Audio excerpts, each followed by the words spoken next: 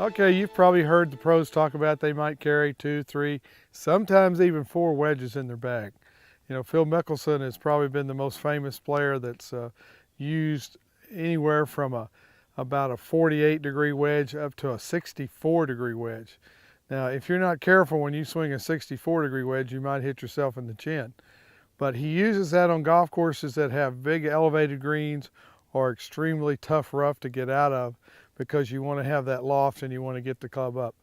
For the most part, for years, I played with 2 wedges. I had a 54-degree middle wedge, I called it, and a 58-degree sand wedge.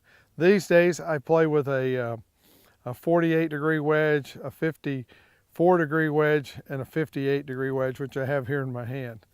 The 58 is most of the time used in the bunker, but it's also used for these shots where you really need to nip the ball, put a lot of spin on it.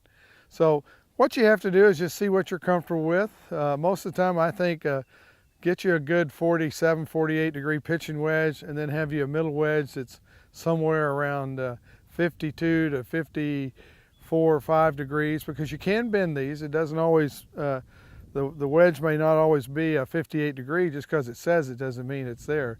These sometimes can be bent to what is good for you.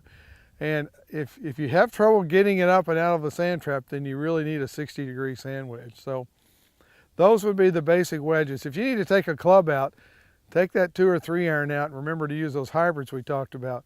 That will expand the versatility of your golf bag, because these wedges are so important. I mean, when you miss a green, you've got to have the correct club to get up and down and save those important shots.